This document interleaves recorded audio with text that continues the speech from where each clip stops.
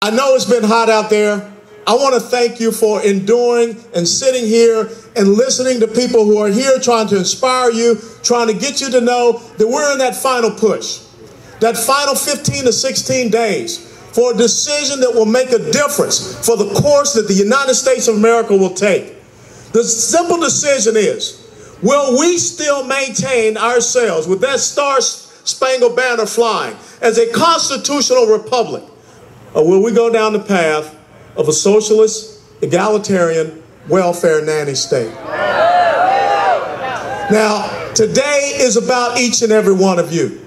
Today is about that constitutional conservative grassroots movement that came on the scene, and said enough is enough. We are going to take this country back because this country belongs to the people. That's what it says in the Constitution. It doesn't say we the Senate. It doesn't say we the Congress. It says we the people, and you will represent the people of the United States of America.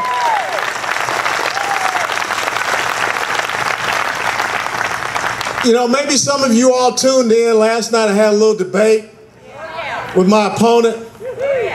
You know what was the most disturbing thing? Other than the fact that we already have one Charlie Crist in this state, we don't need another Charlie Crist. But the most disturbing thing is that here is a person that referred to you as extremists.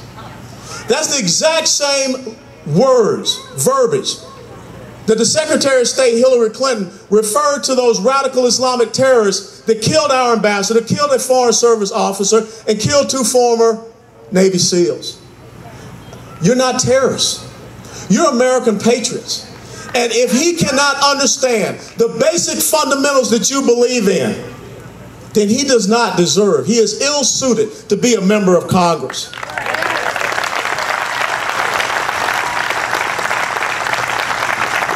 You believe in limited government. And where did limited government come from? If you read the entire Declaration of Independence, if you read the grievances that Thomas Jefferson laid out against an invasive and intrusive government, what he set the stage for was to say, in these United States of America, we shall have limited government. When we talk about fiscal responsibility, Thomas Jefferson said a government that is big enough to give you everything that you want is also big enough to take it all away. And that's what we see happening. We have gone from $10.6 trillion to $16 trillion in debt. Obviously, the president talks about math a lot. So let me explain to him a little bit of Georgia math or SEC football math. When the president came in, the deficit was at $458 billion. And he said that he was going to cut the deficit in half by the end of his first term. Now, I ain't a brilliant guy. But half of 458 is about what? 229? So we should be at 229, 230 billion for our deficits right now. Instead, we're at $1.1 trillion for our deficits. That follows 3 previous years of 1.42 trillion, 1.29 trillion, and 1.3 trillion. Mr. President, you're going to go home because you can't do math.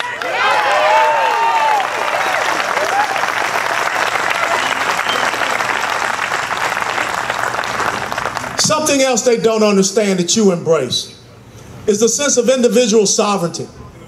It's so important when we recognize the words that Jefferson wrote when he talked about the unalienable rights of life, of liberty, of the pursuit of happiness. And notice Jefferson said the pursuit of happiness. He never said the guarantee of happiness. But those rights that you have, they don't come from man. Because if they came from man, they could be taken away because man makes government. They come from our Creator. Therefore, they cannot be taken away. But when you all of a sudden look at a party, when you look at a party that had to have an amendment at their convention to add God back into their platform, obviously what they're trying to do is to say that your rights do not come from a creator. We don't recognize a God. What we recognize is not God with a big G, but government with a little g. That's not who we are as an American people. That's not what you believe in. You believe in those fundamentals, the limited government, the fiscal responsibility, the individual sovereignty. You believe in a free marketplace of ideas. When you look at all these closed storefronts that we have all throughout here in South Florida, the Treasure Coast and the Gold Coast, you look at the incredible amount of unemployment that we have, and there's no way that you can sell us and tell us that unemployment in the United States of America is only 7.8%. Especially when the workforce participation rate is at a 31-year low at 63.6%. When you look around at the people that are unemployed, underemployed, or those people that the government's not even counting anymore, that unemployment rate is closer to 14.7%. That's a shame. That's not what America is supposed to be. But what did we find out this week? We found out that in the Obama administration, in the Obama world, we've seen a 34% increase in welfare spending in just the last 3.5 years. We've seen 9.3, almost 9.4 million more Americans go into poverty, a 46-year high. We've seen us go from 32 million to 47 million Americans on food stamps or electronic benefits transfer cards. And it's very simple.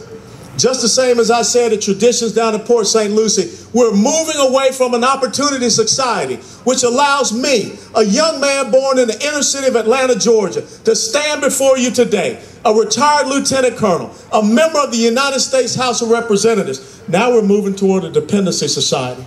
And if you move toward a dependency society, this is what Alexis de Tocqueville said in the 1830s in the book Democracy in America. He said a democracy cannot exist as a permanent form of government. It can only exist until the electorate realizes they can vote their own largesse from the public treasury. From that moment on, the majority will always vote for the person that promises them the most benefits, with the result being the collapse of democracy over loose fiscal policy, followed by a dictatorship. Ladies and gentlemen, 48.6% of America receives some form of welfare assistance. That's not Medicare, that's not Medicaid, that's not Social Security. That's us creating a dependency society.